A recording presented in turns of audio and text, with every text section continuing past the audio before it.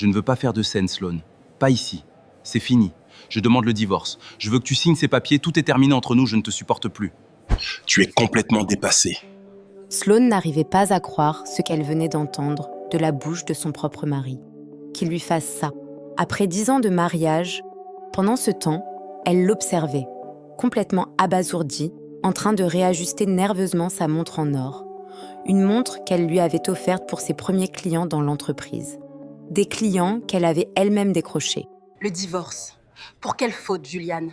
L'excès de loyauté ou le crime d'avoir porté ta carrière sur mes épaules pendant une décennie? Regarde-toi.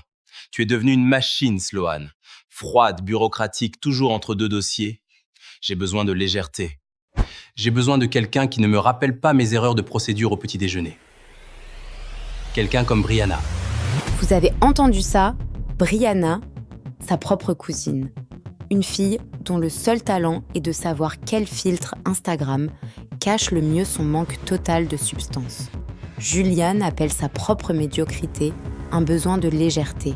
Il pense qu'il quitte une prison, alors qu'il est en train de scier la branche sur laquelle il est assis. Brianna, la petite cousine qui m'empruntait mes chaussures de créateur l'été dernier parce qu'elle ne pouvait pas payer son loyer? C'est donc elle, ton nouveau souffle? Elle me fait me sentir vivant, Sloan. Elle ne me juge pas. Et elle mérite le style de vie que tu as accaparé. Je garde la maison de Martha's Vineyard, la firme et les comptes principaux. C'est le prix de ma liberté. Julian s'attendait à des cris, à un scandale, au désespoir. Il s'attendait à ce que Sloan brise son verre. Mais le silence qui a suivi a été plus terrifiant qu'une tempête. Sloan a sorti un stylo Montblanc de son sac, l'a fait tourner entre ses doigts fins et, avec une élégance déconcertante, a signé chaque page sans même les lire. Si c'est la légèreté que tu cherches, Juliane. Oh, je ne voudrais surtout pas t'encombrer avec le poids de ma présence. Le trône est à toi. Prends-le. Tout ce que je demande, c'est ma liberté totale, dès ce soir. C'est tout? Tu ne vas pas te battre? On ne se bat pas pour de la poussière, Julian. Profite bien de ta nouvelle vie. Oh, et embrasse Brianna pour moi. Elle va découvrir très vite que porter une couronne est beaucoup plus fatigant que de simplement prendre des selfies avec. Sloan a quitté la pièce sans un regard en arrière, avec un léger sourire aux lèvres, savourant d'avance ce qui les attendait. Car ce qu'ils ignoraient, c'est que l'entreprise faisait face à des amendes et des poursuites judiciaires à plusieurs millions à cause d'un ancien client. Et la personne aux commandes allait devoir éponger cette dette colossale. Julian et elle croyaient avoir gagné la partie, mais ils sont loin de se douter qu'ils s'apprêtent à vivre le pire cauchemar de leur vie.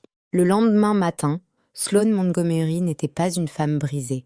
Elle était une femme qui faisait l'inventaire. Elle se tenait dans son bureau de verre, observant ses employés qui, sans le savoir, travaillaient pour un fantôme.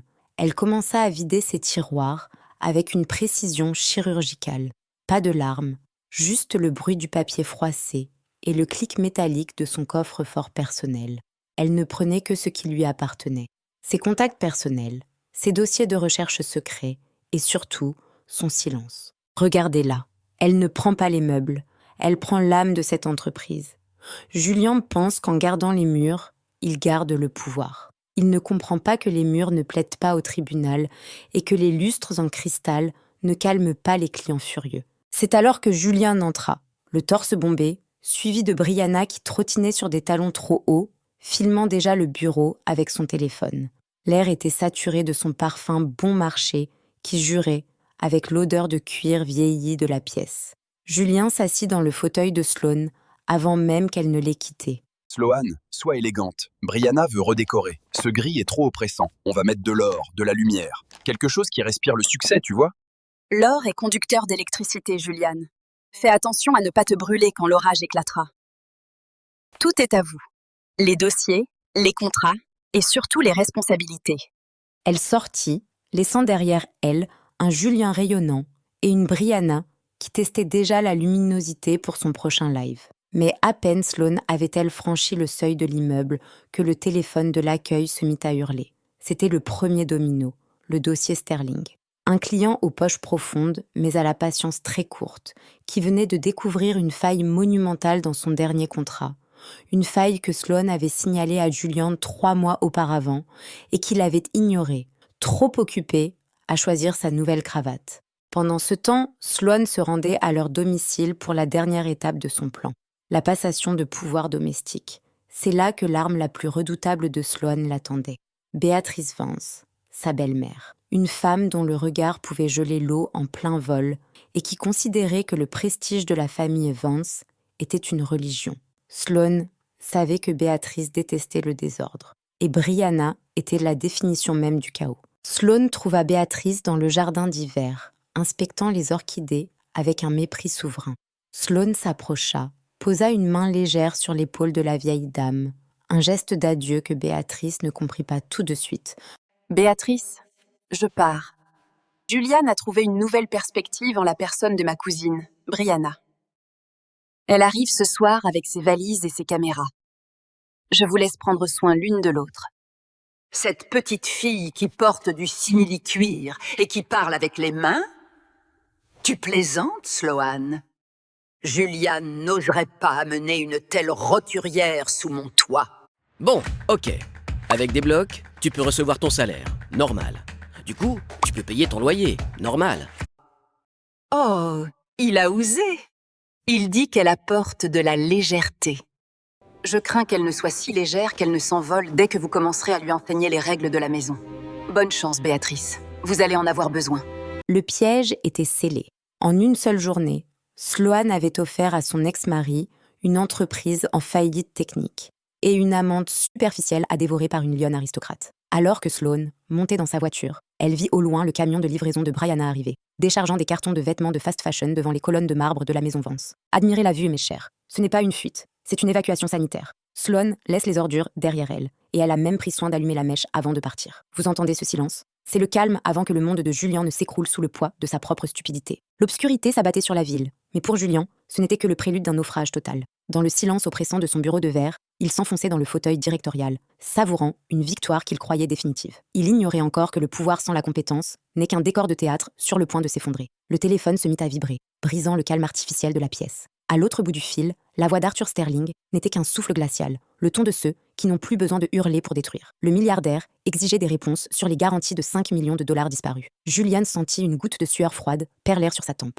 Il parcourait frénétiquement des dossiers vides, réalisant avec horreur que les codes, les alliances et la confiance des clients s'étaient évaporés avec le parfum de Sloan. À quelques kilomètres de là, dans la demeure ancestrale des Vance, l'atmosphère était saturée de mépris. Brianna déambulait dans le grand salon, vêtue d'un ensemble de velours rose qui insultait la sobriété des lieux. Elle installait son trépied avec la désinvolture de ceux qui confondent la visibilité et la valeur, cherchant l'angle parfait pour sa prochaine publication. Mais dans l'ombre des rideaux de Damas, Béatrice Vance l'observait comme un prédateur examine une proie insignifiante. Pour la matriarche, chaque geste de la jeune femme était une profanation. D'une voix coupante, elle rappela à Brianna que dans cette maison, le prestige ne s'obtenait pas avec des filtres numériques, mais par une lignée et une tenue irréprochables. Brianna, qui pensait avoir trouvé un conte de fées, venait de réaliser qu'elle était enfermée dans une cage avec une lionne affamée de protocole. Le chaos atteignit son apogée lorsque Julian franchit le seuil de la maison. Il ne trouva pas le réconfort espéré, mais un tombeau de marbre plongé dans le noir. Sloan, dans sa précision chirurgicale, avait résilié chaque abonnement, chaque service, chaque commodité liée à son nom. Privé d'électricité et de dignité, Julian écoutait les plaintes stridentes de Brianna se mêler aux reproches cinglants de sa mère. En cet instant précis,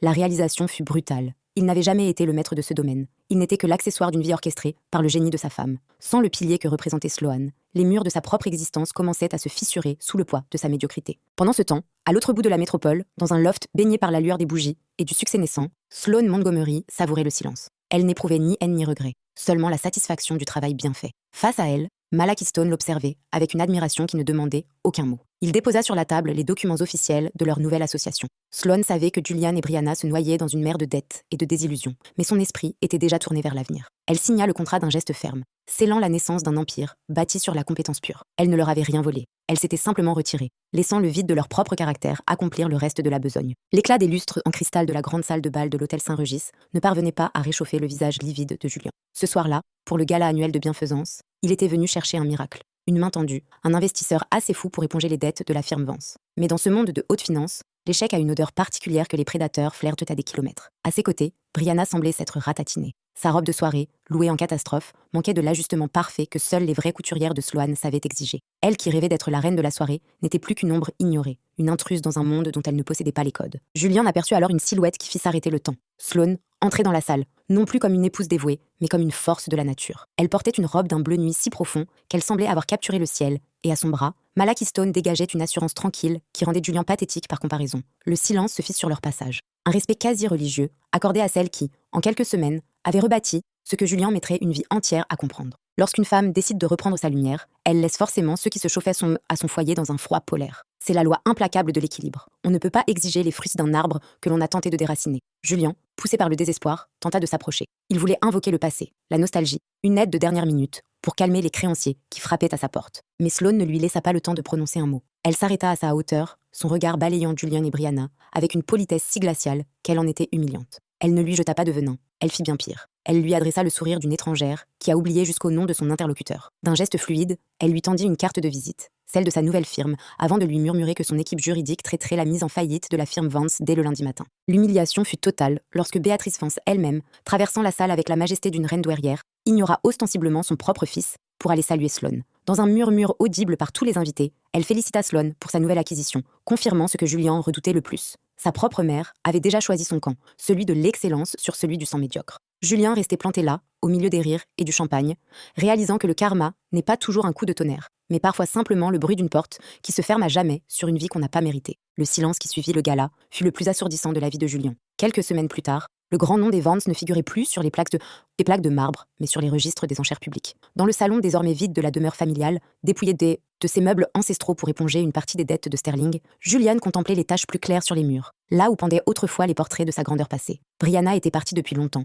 emportant ce qu'il restait de son maquillage et de ses rêves de soft life, dès que les huissiers avaient commencé à inventorier les bijoux qu'elle n'avait jamais fini de payer. Sloane Montgomery, quant à elle, ne regardait plus en arrière. Dans son nouveau cabinet, installé dans une tour de verre encore plus haute que la précédente, elle supervisait le rachat des actifs restants de son ex-mari. Elle ne le faisait pas par vengeance, mais par principe. Le patrimoine ne doit pas rester entre des mains qui ne savent pas le cultiver. Parfois, la justice ne consiste pas à punir, mais simplement à laisser les gens face aux conséquences de leurs propres choix. C'est le miroir le plus cruel que l'on puisse tendre à un homme vaniteux, lui montrer ce qu'il est réellement lorsqu'on lui retire le soutien d'une femme exceptionnelle. Un soir, alors que Sloane dînait avec Malaki sous la lumière dorée d'un coucher de soleil, elle reçut une notification. Julian travaillait désormais comme simple consultant subalterne dans une firme de banlieue, dirigée par l'un des anciens